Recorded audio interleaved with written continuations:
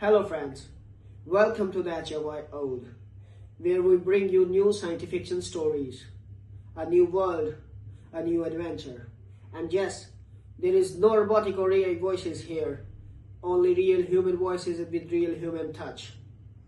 So let's start this journey, and please subscribe my channel if you like the stories and press the bell icon for the latest updates. Let's have a story. Okay. They didn't warn the galaxy about us. They should have. They built the most brutal institution in 11 star systems and called it education. They let every species in, every scaled, tentacled, crystalline, many-brained apex predator in the known universe. And they thought they were being generous when they finally added one human slot. One, like a courtesy seat, like a participation ribbon stapled to the universe. They had no idea what they'd just done. The vile Dominion had a saying, old as their first son, only the worthy survive the crucible. They said it in the same tone humans use for gravity, not as a warning, just as fact. The way things are. The way things have always been. The Crucible of Ethan wasn't a school in any sense a human would recognize from the word. No desks bolted to tile floors, and no vending machines humming in fluorescent hallways. No teacher who smelled faintly of coffee and resignation. It was built into the hollow core of a dead moon, its corridors carved from obsidian black rock that sweated cold vapor at all hours, its gravity shifting sector by sector so that students learned to adapt or they cracked. Literally in the case of the pellucid species, whose calcium lattice bodies fractured under rapid pressure change if they weren't conditioned properly. The Dominion had operated the Crucible for 400 years. In that time, 312 students had died in what the administration called pedagogical casualties. The phrase appeared in the brochure, not as a disclaimer, as a credential. Rector Sivan 7 had run admissions for 19 of those years. And he was vile. 7 feet of grey-blue chitinous plating, compound eyes that processed light in 12 spectrums, and a memory architecture that could hold the biological stress profiles of every student he'd ever admitted. He didn't forget bodies, he catalogued them. He was reviewing the new cohort files when his secondary assistant, a pellucid named Thriss, slid into his office on its locomotion disc and made the sound that passed for a cleared throat among its kind. A high pressurized click, like a pen cap snapping. Rector, the full cohort is confirmed. Casualties projection? 12 to 17% attrition in first cycle, within historical norms. Thriss paused. The click again. There is one anomaly. Sivan 7 didn't look up. He was examining the neurological stress index of a Keth warrior candidate. Impressive numbers, and the Keth always had impressive numbers, and the anomaly would wait. Everything waited for the rector. Speak. The galactic compact seat.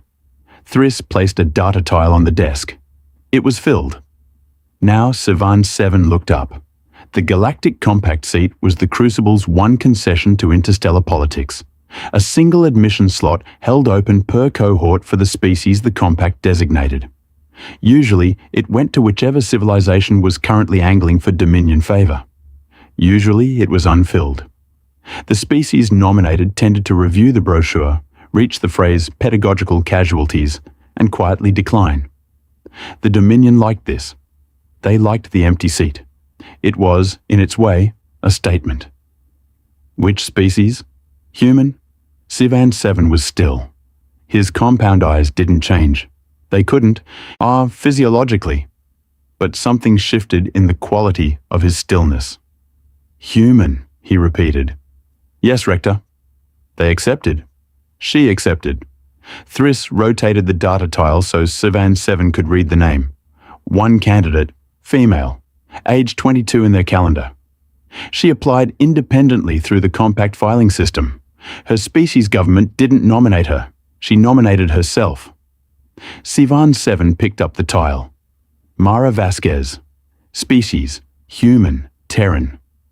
Physical classification, bilateral symmetry, endoskeletal, oxygen-dependent, no natural armor, No venom apparatus, no secondary sensory organs, no regenerative capacity. Cognitive classification, single brain architecture, emotion-integrated decision-making, estimated lifespan 70 to 90 standard years. He read it twice. Then he set the tile down with the careful precision of someone who had just identified an object he couldn't categorize. Her stress index, unavailable. Humans don't use the standard neurological assessment protocol. She submitted an alternative, a document she called a personal statement. A what? She wrote about herself in narrative form.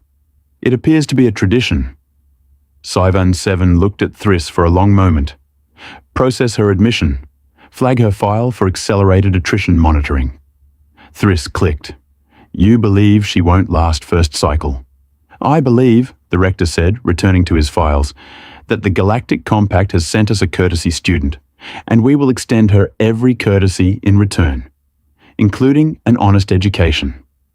He meant she will learn what the Crucible is, and she will leave. He'd said that before, yet he was usually right. Mara Vasquez had been on 17 different spacecraft in her life, but the Crucible's transport was the first one that smelled like something had died in the vents and no one had bothered to care.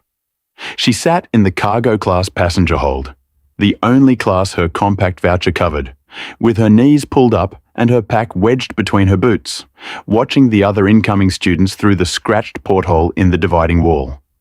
They were something. The Kith candidate was visible even through the scratched transparency. 8 feet of amber-armored muscle, crests raised, taking up a full row of seating on her own. The pellucid student was a shifting lattice of translucent bone crystal, softly luminous, moving with that unsettling smoothness that made Mara's lizard brain insist it wasn't quite real. There were 2 Vielle students, smaller than the rector she'd see in orientation materials, younger, but still wearing that particular flavor of confidence that came from a species that had never, in its recorded history, been prey. And there was her. She pressed her forehead against the porthole glass and watched the dead moon grow in the window. It looked like a bruise. Huge and dark and old, the kind of old that doesn't apologize for itself. She pulled out the battered notebook, actual paper held together with a rubber band and 2 binder clips, and wrote at the top of a fresh page, Day 0, alive. It was a habit she'd started at 15, the first time she'd nearly died. She wrote alive at the top of every first page. By now it was reflex, like checking her pulse first thing in the morning. Not fear, just accounting. She flipped back 3 pages to her notes on the Crucible. She'd read everything publicly available, plus several things that weren't technically public, plus 2 academic papers she'd sweet-talked out of a xenoanthropologist at the University of Lima who'd described the Crucible's pedagogy as elegantly merciless before adding, very quietly, that no human had ever enrolled. She'd written that down too. No human has ever enrolled. And underneath it, underlined twice. Good. Not because she was suicidal, because she understood something about institutions. The ones that had never seen you coming were the ones worth attending. Orientation happened in a chamber the size of a football stadium, carved from the same sweating obsidian as everything else. The cohort assembled in a rough semicircle, 14 students, 7 species, and the air carrying the combined chemical signatures of organisms that had evolved on completely different atmospheric compositions. Mara stood in the back, not out of fear. She wanted to see the whole room. Rector Sci-Fi 7 entered from the upper tier and descended the carved steps with the unhurried weight of someone who had never needed to hurry. He stopped at the floor level and surveyed the cohort with 12 spectrum compound eyes. Mara watched him scan the room. She watched him stop on her. She gave him a small wave. He looked at her for exactly 3 seconds. Then he began. You were admitted to the Crucible of Ethan because someone in the known galaxy believed you were exceptional. His voice was the sound of grinding stone made articulate. They were wrong about most of you. You will discover which category you occupy in the next 30 days. The first cycle tests physical adaptation, threat assessment, and decision architecture under compressive stress. There are no simulations. There are no second attempts. There are... He paused in a way that felt rehearsed because it was pedagogical casualties. The Keth candidates' crests rose. Predator excitement. Mara noted it. Your quarters are assigned by biological compatibility grouping. Oxygen atmospheric students are in Sector 4.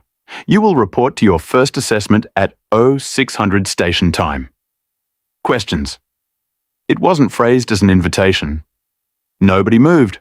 Mara raised her hand. Every compound eye in the room rotated toward her. Sivan 7 looked at her hand. He appeared to be processing the gesture. You have a question? 2, actually. The first, the atmospheric pressure in Sector 4. It's listed at 1.1 standard. Is there any accommodation for species whose baseline is 1.0? Or is the delta intentional? A pause. Intentional, the rector said. Adaptation begins at arrival. Right, that's what I thought. She wrote something in her notebook. Second question. The first assessment, is the goal to evaluate our current capability, or to evaluate how we respond to the discovery that our current capability is insufficient? The chamber was very quiet. Sivan 7 looked at her for a longer 3 seconds this time. The latter, he said. Eventually. Great. She clicked her pen shut. That's the more interesting one anyway. She felt the stare of the Keth candidate like a physical thing, the specific weight of a predator deciding whether something is prey or something else. The pellucid student had gone slightly brighter, which Mara had read somewhere was their equivalent of raising an eyebrow. The 2 veil students were exchanging a look she couldn't read. She didn't try to read it. She wrote in her notebook, Day 0. Alive. The pressure delta is intentional. So is everything else. Sector 4 had 4 other oxygen atmospheric students besides Mara. There was Brix, a Huno, short, dense, covered in overlapping keratin plates that served as passive armor from a planet where the top of the food chain was a thing the size of a school bus that hunted by vibration. There was Sera, a Lindari, tall and copper-skinned in the literal sense, her circulatory system running with copper-based blood that let her process toxins that would drop most species in minutes. There was Voss, another Huno, larger than Brix, the quieter. And there was Geel, a Fenori, 4-limbed, covered in dense grey fur with a face like someone had assembled it from 2 different puzzles, who smelled strongly of something Mara associated with thunderstorms and old copper. They did not introduce themselves to her. Mara introduced herself to them. Mara, human. I'm probably the first one of my species you've met in person, and I want you to know I'm aware that I look like someone turned the threat response settings all the way down. Brix looked at her with flat black eyes. You have no armor. Correct. No venom. Also correct. No secondary sensory organs, no significant regenerative capacity. Your bone density is... Brix checked something on a wrist device. 40% below Huno baseline. Your tensile strength... Yeah, I've seen the intake form. Mara dropped her pack on the bunk nearest the door, a choice that was not accidental, and unrolled her sleeping pad. I know what the numbers say. Then you know, Sarah said, from the copper-polished precision of her own unpacking, that you are a liability in any scenario requiring physical endurance or threat response. Mara was making her bed with the practiced efficiency of someone who had done it in worse places. What's your read on the first assessment? Silence. I'm asking seriously, she said. You've all read the available documentation. I want to know what you think they're actually testing. Geel made a sound like a question mark. Survival response. Right, but what kind? Fight or flight reflex? Or cognitive flexibility under stress? Or load-bearing decision-making? Those are 3 different things requiring 3 different preparation strategies. Another silence. A different quality of silence. The kind where people are actually thinking. Cognitive flexibility, Brix said. Slowly. The crucible's attrition rate is highest in students from species with rigid threat response hierarchies. The Vial have a lower attrition rate than the Keth despite inferior physical metrics. Vial cognitive architecture is more adaptive under novel stimuli. That's what I think too. Mara smoothed her blanket. So the question is what they'll use to generate novel stimuli for a cohort where every species has a different definition of novel. She looked around at them. I think, she said, we should compare notes. Sarah tilted her copper-edged face. Why would you share your analysis? Because I can't survive this place alone. The directness of it landed in the room like something dropped from height. I don't have the physical profile for solo attrition survival. I have other things, but I need to be in a group that's still alive long enough for those things to matter. The thunderstorm smell from Geel intensified. Mara had read that meant processing. Something like the smell of a brain working, which was either beautiful or unsettling, depending on your frame of reference. What other things? Voss said. First words he'd spoken. Mara sat on her bunk and looked at all four of them. I've been in 4 war zones, she said. 2 natural disasters, 1 famine corridor. I've been shot at by 3 different militaries, and I negotiated my way out of 2 of those situations and ran like hell out of the 3rd. She paused. I grew up on a planet where every single living thing is trying to kill every other living thing. And somehow we made it to the top of the food chain without armor, venom, natural weapons, or significant regenerative capacity. She picked up her notebook.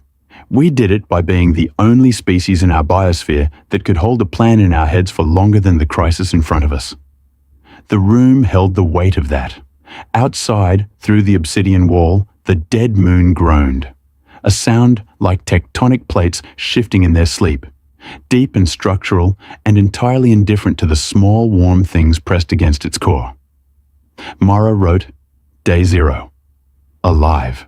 And I have 4 potential allies and approximately 30 days to prove that my species is worth something to them before the crucible kills one of us. She underlined before. Then she went to sleep. She was the only one in Sector 4 who slept that first night. The first assessment arrived with no warning. That was the warning. Mara had figured it would. She'd been awake since 0400, notebook open, running through everything she'd read about the Crucible's first cycle methodology. The documentation was sparse. The Dominion considered transparency a weakness, which meant the gaps in the documentation were themselves information. What wasn't stated was as meaningful as what was. At 0517, the lights in Sector 4 cut to emergency red. A sound, deep and vibrating, moved through the walls like a living thing. Then the floor tilted. Not dramatically, not catastrophically. Just enough. A 12-degree shift that turned every flat surface into a slight slope, that sent Voss's carefully organized gear sliding 2 inches to the left, that made Geel grab the wall with all 4 limbs before he'd finished the thought to do it. Mara was already standing, boots on, pack shouldered. Pressure's dropping, she said. 4% in the last 20 seconds.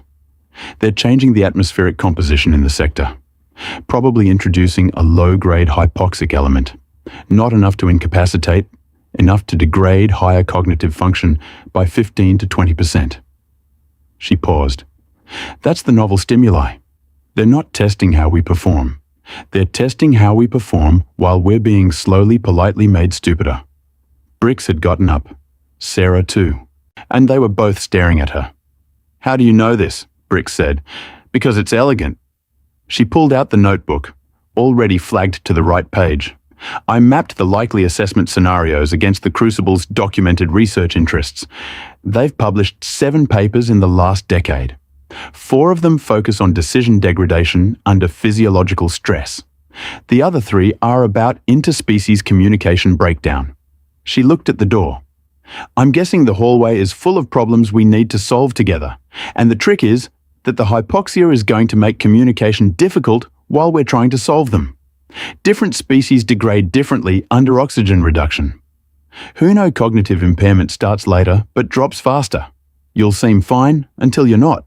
Lindari copper-based systems are less sensitive to oxygen partial pressure, so Sarah will be sharpest longest. Fenori, she glanced at Jill, I actually don't know. What's your species' hypoxia profile? Jill blinked. I do not know the galactic standard term. We call it the grey drop. It happens slowly, like going to sleep while awake. Okay, so you'll have the most warning. She looked at Voss. He was already breathing slightly faster than normal. Stress response. Voss. When you feel your thinking get heavy, you say grey, and we stop making any new decisions until the feeling passes. Can you do that? A pause. The floor tilted another 2 degrees. Yes, Voss said. Good. She opened the door. The corridor outside was already chaotic. Not with combat. The Crucible's first cycle wasn't that kind of assessment. Not yet. But with the specific chaos of people who had been trained to trust their individual capabilities, suddenly discovering that their capabilities were slipping through their fingers like wet clay. The Keith candidate was in the middle of the corridor, standing completely still, crests flat, amber armor faintly iridescent under the red emergency lighting. Her name, Mara had learned, was Vaskora, a warrior's given name, earned rather than birth-given. She was magnificent, objectively speaking, the kind of physical apex that made the word dangerous feel inadequate. And she was standing completely still. She's locked, Sarah said quietly, beside Mara. Keth threat response is binary. Fight or assess. When assessment produces no viable threat to engage, the system loops. Because the threat isn't external, Mara said. The threat is the environment itself, and you can't fight a room? She walked toward Vaskora. The Keith candidate's compound eyes, 6 of them, arranged in the forward-facing cluster of a predator species, rotated to Mara. There was something in them that was not quite fear. Keth didn't do fear. What they did was a close cousin, the recognition that a situation exceeded the parameters of their training. Your crests are down, Mara said. Vaskora's head moved. The crests rose slightly, reflexively, then dropped again. That means overwhelmed, Mara said.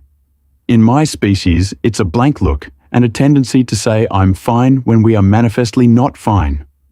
She tilted her head toward her group. Come with us. We're mapping the corridor.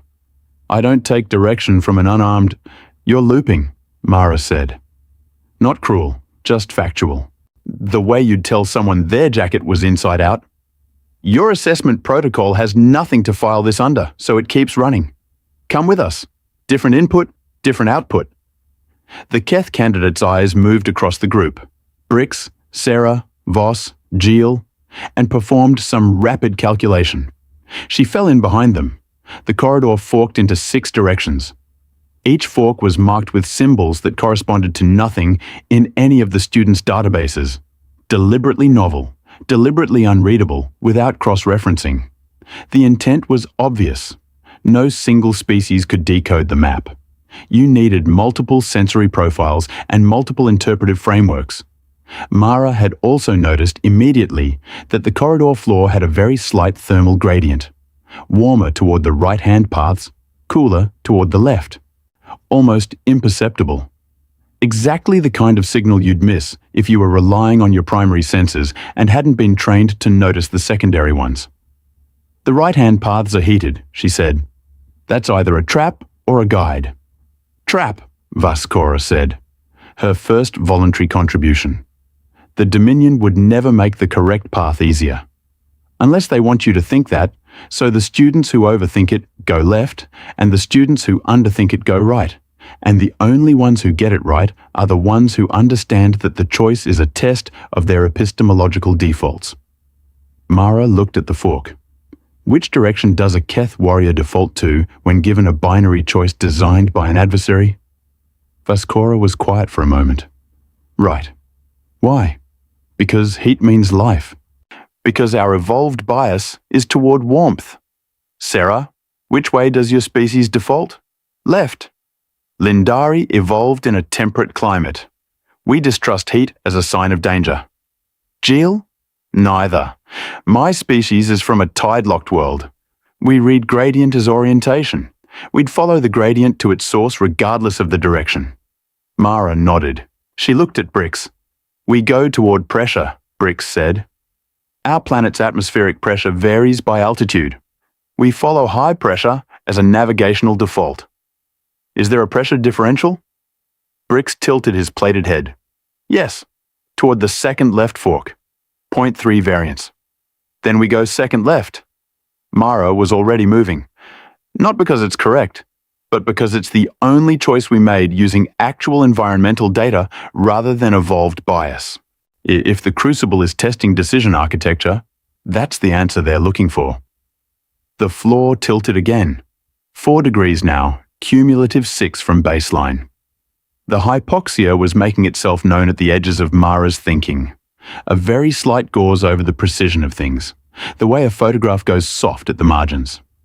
She wrote 2 words in her notebook without slowing down. Stay sharp. It didn't help physiologically. It helped anyway. The second left fork opened into a chamber the size of a gymnasium, lit from below by strips of blue-white light in the floor. In the center of the chamber were 7 objects. 7, 1 for each cohort species. And each object was deeply, obviously wrong. A Vael ritual blade, snapped in 2. A Keth crest crown, the kind worn only by dead warriors, taken as trophies. Such a pellucid resonance chamber, shattered, its crystal fragments scattered across the floor. A Huno ancestral weight. A dense metal object shaped like a curled fist that Huno families passed through generations. And this one had been defaced, its surface carved with symbols that meant nothing. A Lindari seed coil, burned. A Fenori cord rope. A braided sensory object Mara had read about, used in Fenori communication rituals, and this one had been cut into pieces. And a human object, a photograph, face down. The chamber smelled of deliberate provocation. Every single object was designed to trigger a specific cultural wound. Voss had gone completely still. The grey kind of still. She could see it in the slight unfocusing of his eyes. Grey, she said quietly, before he could. He looked at her with something like gratitude. Ma, don't touch anything yet. Everyone, don't touch anything.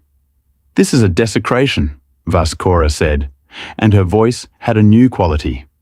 Not anger exactly, but the substrate beneath anger, the geological layer that anger is built on. That crest crown, it's not real, Mara said. Every head turned. The blade is wrong, she said. Vile ritual blades are hafted with a left hand wrap. That's a right hand wrap, mirror reversed like someone studied an image rather than an actual blade. The crest crown is too large by about 15%. It would never fit a Keth warrior's skull. These are replicas. She walked to the photograph, picked it up.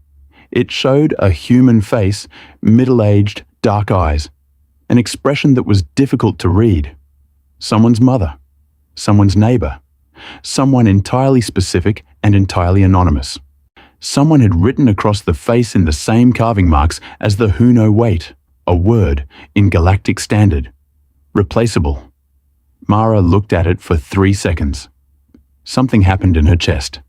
Something that was not quite panic, not quite grief, but the specific ache of a wound that had been carefully targeted. The photograph was chosen for a reason.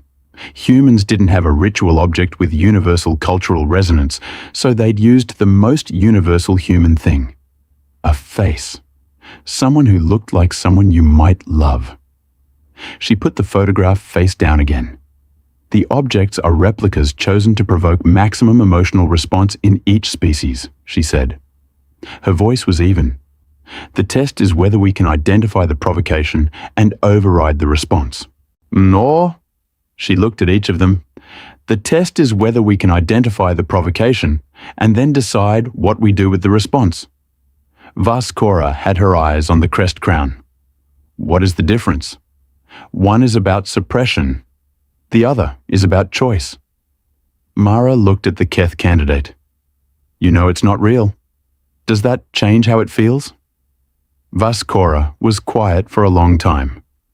No, Good, Mara said. That's the honest answer. Now, what do we do with a feeling we didn't choose and can't suppress? The chamber waited. We use it, Sarah said. Slowly, like she was arriving at something. We use it as information. High emotional response to a stimulus tells you something about the stimulus. And about yourself, Briggs added, which was not what Mara had expected from him, and she wrote it down. So what does it tell us? Jill said. The Mara looked around the chamber. 7 objects, 7 wounds. A room designed by someone who had done their research. It tells us they know what we value, she said, which means someone spent significant resources learning what each species in this cohort considers sacred. That's not contempt. She looked at the photograph again. That's a particular kind of attention. She let that sit. What do we do with the objects? Voss asked. His voice was clearer, the grey pulling back. Nothing, Mara said. We document that we recognized them as replicas. We document that we identified the emotional architecture of the test. We leave everything exactly as we found it. And the photograph. She picked it up, turned it face up, set it down gently, the face looking at the ceiling. We leave it with some dignity, she said. Not because it's real, because we are. They found the exit 40 minutes later. 2 other students had made it to the exit before them, both Vielle, which Mara filed under, noted. 3 students were missing from the exit roster when the assessment cycle ended and the lights came back to full spectrum. Nobody said where they'd gone. The Crucible didn't make announcements about pedagogical casualties. It just adjusted the cohort count. 14 became 11. And then 11 filed into the debriefing chamber, and Rector Sivan 7 stood at the front with his compound eyes moving across each of them in turn, and his expression, to the extent that a chitinous exoskeletal face could carry expression, was something Mara couldn't read yet. She would. She wrote, Day 1. Alive. We lost 3. The photograph was chosen well. They know what we are. They don't know what that means yet. She looked up at the rector. He was looking at her, specifically her, with the 12-spectrum compound gaze of a being who catalogued bodies, who had watched 312 students become pedagogical casualties, who had admitted her as a courtesy and expected her gone by now. She met his gaze. She gave him nothing, not defiance, not reassurance, just the particular quality of a person who has been looked at like a liability before and decided to find it boring. The rector looked away first. She noted that too. By day 8, Mara had a reputation. Not a good reputation exactly. The Crucible didn't traffic in good. What she had was the specific reputation of something that doesn't behave as predicted, which in an institution built on prediction was almost worse. Instructor Vayan 3, who ran the second cycle threat assessment modules, had twice reorganized his scenario architecture because Mara had solved them using approaches his rubric didn't have a scoring category for. The first time he'd given her a null result, incomplete, not pass, not fail, just a blank field where a grade should be. The second time he'd filed a query with the rector's office asking for interpretive guidance on non-standard solution methodology and gotten back a response that read only, continue assessment. Mara read continue assessment as, we don't know what to do with her either. Keep going. She wrote it in the notebook. She'd been writing down every weird look, every recalibration, was every moment where a Crucible staff member encountered her solution to something and produced that specific silence. The silence of a framework meeting something it wasn't built to contain. She'd started calling it the catalogue because it was exactly that. A record of every time the institution had to decide how to hold her. By day 8, the catalogue was 3 pages. The second cycle was harder. Not in the way she'd expected, not physical, not the slow, hypoxic cruelty of the first cycle, but in the way that requires you to sit very still with things that hurt and not look away. They called it interdependence assessment. The name was accurate in the same way that calling surgery cutting was technically accurate. The cohort, 11 now, down from 14, was divided into 2 groups. Mara's group, Herself, Brix, Vaskora, Jill, Sarah. The other group, the two Vile students, the remaining Pellucid candidate, and two others she hadn't interfaced with much, a second Keth student named Dov, and a being called simply Chorus, a species Mara had found almost no documentation on, who communicated through harmonic vibration and was described in the available literature as eusocial in ways that translate poorly across sapient frameworks. The exercise was presented as a resource allocation problem. Two groups. One resource pool, explicit survival stakes. And then, 3 hours in, the resource pool was revealed to be insufficient for both groups to complete the cycle. This was the test. Mara looked at the numbers, checked them twice, looked at Brix. "They're not wrong," Brix said. "The deficit is real." "No, the deficit is designed," she said. "Well, the question is what we do with a designed deficit." "We compete," Vaskora said. She wasn't being aggressive, she was being precise. This is what the Crucible tests. Resource scarcity drives competitive behavior. We are supposed to compete. "We're supposed to," Mara agreed. "What happens to the group that wins?" "They complete the cycle." "And the group that loses?" "Attrition." Mara was quiet for a moment. Outside the assessment chamber, which was a perfect sphere of translucent material so that both groups could see each other at all times, which was not an accident, the other group was already in conference. She could see the two Vile students moving with the crisp efficiency of beings who had decided on a strategy. One of them caught her eye through the transparency. Looked away. "Well, what if the test isn't about who wins the competition?" she said. Silence from her group. "The Crucible has published 7 academic papers in the last decade. I've told you this. 4 about decision degradation under stress. 3 about interspecies communication breakdown." She looked at the resource numbers. "There's an 8th paper, unpublished, listed only as a title in a conference archive from 3 years ago. It's called Emergent Cooperation Under Imposed Scarcity, Cross-Species Cohort Dynamics." Jill made the question mark sound. "They're researching whether mixed species groups will cooperate under conditions designed to make cooperation seem impossible." She stood up. "The competitive response is the expected response. The expected response is not the right answer. The right answer is collaboration," Sarah said. More specific than that." Mara looked through the transparency at the other group. "The right answer is figuring out that the resource deficit only exists if you define the resource pool the way the Crucible defined it. If you redefine the pool..." "There are capabilities," Brix said, very slowly. "The way you talk when the idea is still forming. Each group has capabilities the other lacks. If those are resources, the Pellucid student can alter the pressure and temperature of a small contained space with their crystalline resonance," Mara said, "which means they can extend the viable duration of the atmospheric resources. Chorus, the eusocial species, communicates in harmonics that the Lindari auditory range partially overlaps with, which means Sarah can interface with them in ways none of the Viel students can. And we have Jill, whose gradient sensing can identify the actual consumption rate of the shared resources, which nobody has tried to measure independently." She was talking faster now, the notebook open, drawing lines between capabilities. "The deficit isn't real if we stop treating it as a fixed condition and start treating it as a variable we can affect. We need to communicate this to the other group," Sarah said. "Yes." Mara stood up. "I'm going to try something." She walked to the transparency wall and put her hand flat against it.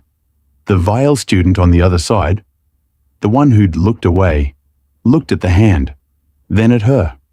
Mara pointed to him, then to herself, then made a gesture that was, she acknowledged, entirely dependent on him having a concept of "come here" that translated across species, which was not guaranteed, which was in fact one of the things the Crucible was probably testing. He didn't move. She picked up her notebook and held it against the transparency. She'd written, in galactic standard, large enough to read, "The deficit is the test, not the prize." He stared at it. She turned the page. Your Pellucid can extend the resource pool. Our Fenori can measure the actual rate. Talk to us." The Veil student looked at his partner, back at her, back at his partner. The second Veil student leaned over, read the notebook. His compound eyes shifted in the way that Mara was learning to read as a recalibration, the compound eye equivalent of a furrow. He put his own hand against the transparency. What followed was 40 minutes of the most genuinely strange communication Mara had ever participated in. And she had once spent 6 hours translating between 3 different rebel factions who shared no common language using only hand gestures and the emotional vocabulary encoded in music. The 2 groups assembled at the transparency wall. Chorus, the eusocial being, began a low harmonic vibration that none of the Veil students could process, but that made Jill's fur stand on end in a pattern Sarah recognized as a navigational signal from the Tide-locked world's communication archive. The Pellucid student, whose name in translation was something like sustained resonance in a collapsing space, demonstrated its pressure alteration capability by changing the atmospheric reading in its corner of the sphere by a measurable amount. Brix got his wrist device out and started running resource calculations against the new parameters. Mara translated. Not linguistically, her galactic standard was functional but not elegant. She translated structurally, finding the bones of what each side was proposing, stripping away the cultural assumptions, rebuilding in a framework that both groups could navigate. It was exhausting. It was also, she realized, the thing she was best at. Not the fastest, not the strongest, not the most physically resilient. But this, sitting at the exact intersection of things that don't fit together and finding the joint where they could, this was the thing she'd been training for without knowing she was training for it since she was a kid, in a city where nothing quite fit together and somebody had to. At minute 37, they had a functional plan. At minute 41, they implemented it. At minute 52, the assessment chamber sealed and depressurized in the standard end cycle protocol, and both groups were still in it, which was not the expected outcome, and which caused Instructor Vayan 3 to stand at his console for a full 30 seconds before entering anything into his assessment log. He entered. Both cohort groups completed the resource cycle. Deficit was resolved through novel cross-group collaboration mechanism. Initiating mechanism, human candidate Vasquez. Assessment result, C. Rector. Sivan 7 reviewed the log 3 times. He reviewed the third one with his secondary processing faculties active, which he did when the primary ones returned insufficient confidence in their interpretation. Thriss was in the corner of the office, luminous and quiet. She proposed the collaboration, Sivan 7 said. Yes, Rector. Through the transparency, without a shared gestural vocabulary, using a notebook. Yes? The Pellucid candidate's atmospheric alteration capability has never been leveraged as a resource variable in the history of this assessment. In 400 years. The Pellucid candidates have typically been separated from groups that would benefit from that capability by the competitive design, because the competitive design prevents cooperation. Yes. She mapped the research archive, Sivan 7 said. He was not asking. He was rearranging an understanding. The unpublished paper. The unpublished paper was a title in a conference archive.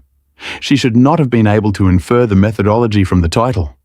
She inferred it from the gap, Thriss said, or from the fact that there were 7 published papers and 1 unpublished title. She used the absence. Sivan 7 was quiet. She reads absence as information, he said. Her species had a word for it in one of the historical documents in her file. They call it reading between the lines. The rector picked up Mara's file. He read the personal statement again, the thing she'd submitted in lieu of a neurological stress index. It was a page and a half long. It described the first time she'd been in a disaster zone, age 15. A flood. She described the feeling of the water and the weight of other people depending on her to make decisions she wasn't trained to make. And she described how she'd realized, waist deep in filthy water with a child on her back, that the only skill that mattered was the ability to hold more than one truth at the same time.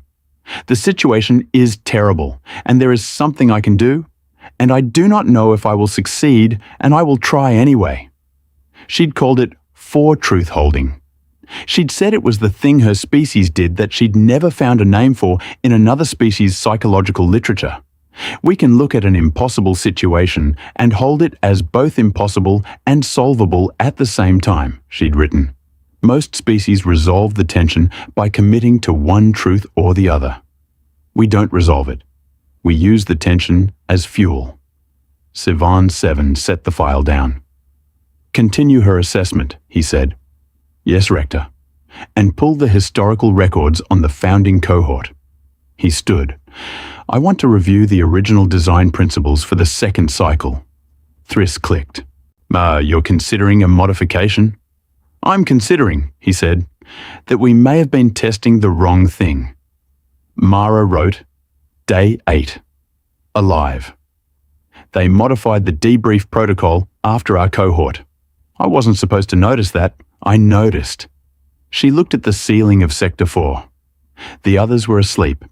Even Vaskora, who had told Mara on Day 3 that Keth warriors didn't sleep in hostile environments, and who had been asleep by Day 5 in the same rhythm as the rest of them, which Mara had noted with a warmth she didn't name. She was aware, in the way you're aware of a pressure behind your eyes before you understand it's a headache, that something was building. Not a crisis, not an opportunity.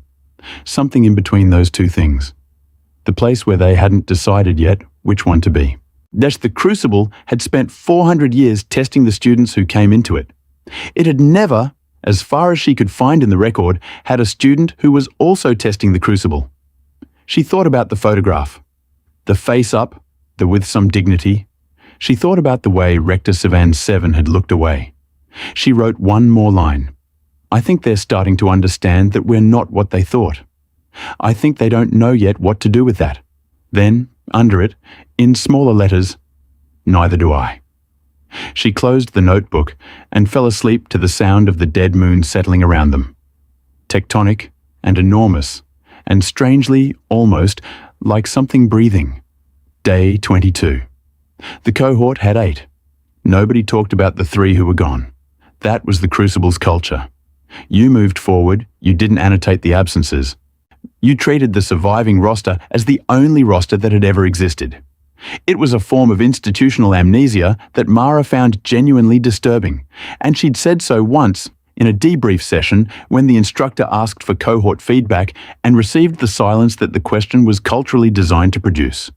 She'd said, the practice of not acknowledging attrition casualties pressures surviving students to suppress grief responses that, if allowed to process, would make them more effective at complex decision-making, not less.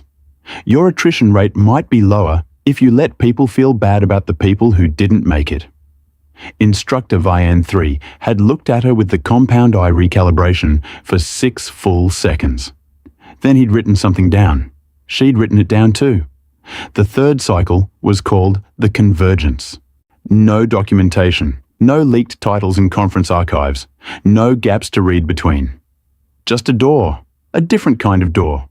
Older, carved from the same obsidian as the walls, but inscribed with something that wasn't language exactly, more like a record, marks made by every cohort that had come before, running from the base of the door to above the frame and continuing on the wall above it, spiraling upward toward a ceiling Mara couldn't see. The cohort stood in front of it for 3 minutes before anyone moved. What's on the other side? Dov asked. He was the second Keth student, quieter than Vaskora, the kind of quiet that came from thinking everything twice before allowing it outside. Something we're not prepared for, Brix said. That's the point, Mara said. She opened the door. On the other side was nothing. Or near enough to nothing that the difference required careful attention. A space, large, without the cold sweat walls, without the emergency red light strips, without the atmospheric manipulation. Just a space, lit soft and neutral, with a ceiling that disappeared into darkness. The floor was not obsidian. It was something pale and smooth, and when Mara crouched down and touched it, it was warm. In the center of the space was Rector Sivan 7. He was alone, No Thriss, no instructors. He stood in the center of the pale, warm floor, with his compound eyes doing the 12-spectrum thing and his chitinous plating catching the neutral light in a way that made him look, unexpectedly, like something that had been carrying weight for a very long time. "Sit," he said. Not a test voice. Not the authority-grinding stone of the orientation chamber. They sat. He was quiet for a moment. The kind of quiet she'd learned to read in this place. Not the silence of intimidation, not the silence of assessment. The silence of someone deciding how to say a thing that doesn't have a good shape. "The convergence is not an assessment," he said. "It is not a test. It is the only time in the Crucible's history that the institution speaks directly to a cohort rather than through the architecture of what it imposes on them." Mara's pen was already out. "I'm going to tell you what you've been doing, because after 22 days, you deserve to know the shape of the thing you've been inside." The Crucible, Sovan 7 said, was not built to produce graduates. That was the thing nobody in the brochure said. Not in those words. The phrase "only the worthy survive" implied selection, that the purpose was to identify the excellent and hand them credentials. But that was not, had never been, the actual design intent. The Crucible was built to produce a question. 400 years ago, the vile Dominion had recognized something that their political apparatus was incapable of admitting publicly. The Dominion was in decline. Not militarily, not economically, in the way that mattered more than either of those. Epistemologically, the Vale had spent 500 years as the dominant species in 11 star systems, and the cost of dominance, the fee nobody warned you about when you signed up for it, was that you stopped being surprised. You stopped encountering things your frameworks couldn't hold. You built institutions that confirmed what you already knew and called it education. The Crucible was built to be the one place that couldn't be allowed to do that. It was built to take the most formidable minds from every species in contact range and subject them to conditions specifically designed to exceed any single species' adaptive capacity, so that the only solutions available were the ones that emerged from genuine cross-species collaboration. Solutions that no one species would have arrived at alone. Solutions that proved, rigorously and repeatedly, that the Dominion's framework was insufficient. 400 years, Sovan 7 said. We have produced in that time 3 significant innovations in decision theory, 7 in crisis management, 2 in what you might call applied xenopsychology. All of them emerged from cohort dynamics under the convergence conditions. All of them exceeded what any single species' intellectual tradition could have derived independently. He paused. In 400 years, no cohort has resolved the second cycle resource deficit through cross-group collaboration. The room was quiet. You resolved it in 52 minutes. Mara wrote nothing. She was listening too hard to write. I've been reviewing the records of the founding cohort, Sivan 7 continued. The original design principles. The Crucible was built around a model of exceptional individuals from exceptional species.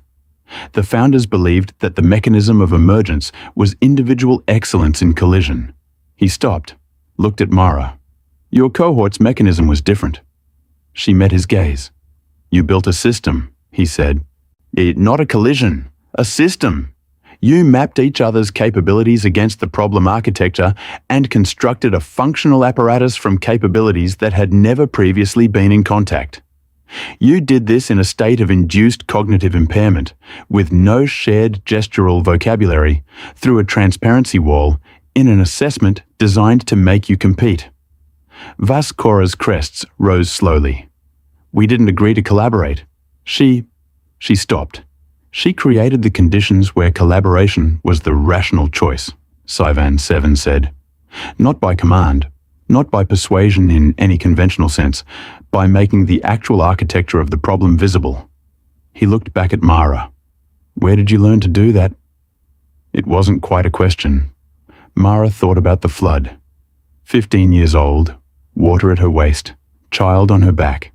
3 adults looking at her for a decision she wasn't trained to make. She thought about the negotiation with the rebel factions, the 6 hours of hand gestures and music.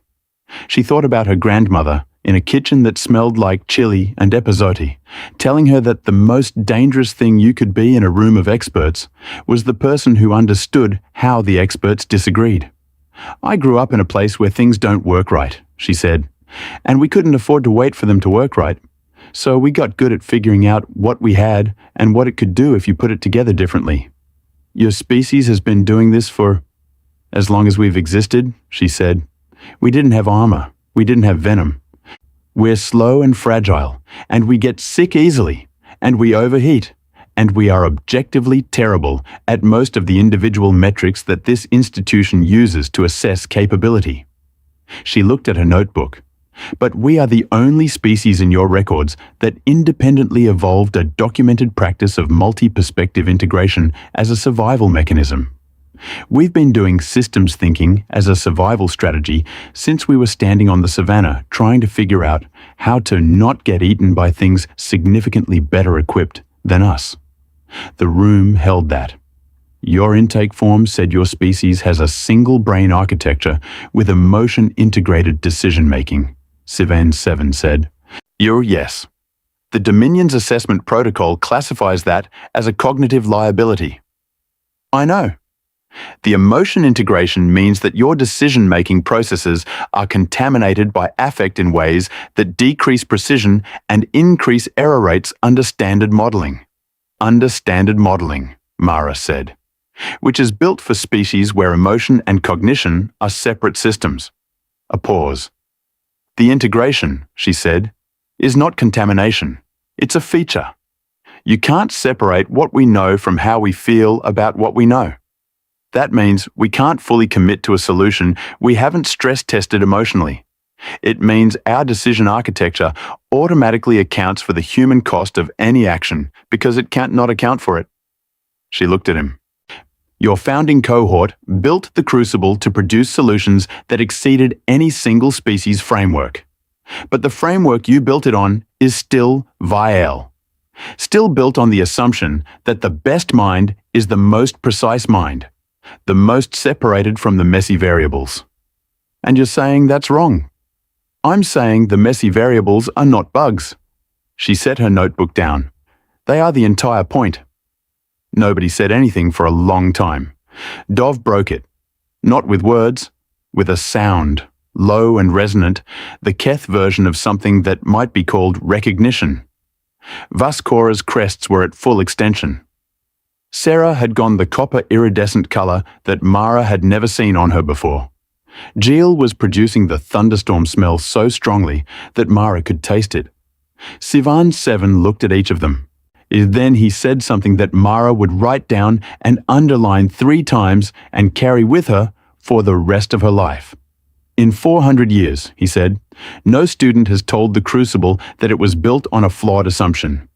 Not because none of them thought it, because none of them believed it was something a student was permitted to say." He stood. "You are the 8th cohort since the founding to attempt the convergence. The previous 7 produced collective insight within their species frameworks. Valuable. Important." He paused. "This cohort produced something we do not have a category for. A collaborative cognitive framework that integrates emotional data as primary structural input. We don't have language for it. We don't have a scoring rubric for it." "You'll have to build one," Mara said. "No, yes." He looked at her with 12 spectrum compound eyes that had, she realized, never once looked at her the way they'd looked at her on day 0. Liability, courtesy seat, expected to fail. Those were gone. What was there now was something else, something harder to name. "We will have to build one." They graduated, all 8 of them, 3 days later. There was no ceremony. The Crucible didn't do ceremonies. There was a data tile with credentials and a recorded notation that the 8th cohort's convergence assessment had been flagged for foundational review, which was an administrative designation that the Crucible used once before, in year 37 of its existence, when a Veil cohort had accidentally stumbled on a mathematical proof that restructured the Dominion's navigation theory. The other 7 cohort members were met, See, at the transport dock, by representatives of their species' governments. Keth officers for Vaskora and Dov, formal, martial, crests raised in the honour configuration. Huno delegation for Brix and Voss. Lindari Science Council for Sarah. Fenori Tide Council for Geel. A Vael Dominion career placement official for the remaining 2 Vael students.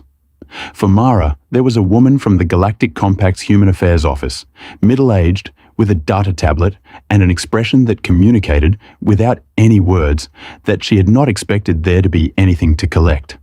"You're the human," the woman said. "I am," Mara said. "You graduated."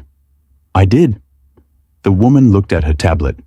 "The Crucible has filed a foundational review designation for your cohort.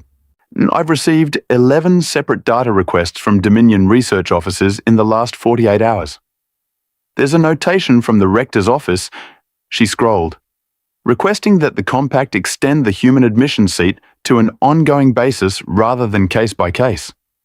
Mara looked across the transport dock. Vaskora caught her eye, made a gesture, deliberate, formal, the kind that required you to know the meaning, the Keth crest honour, given between warriors who have faced the same ground.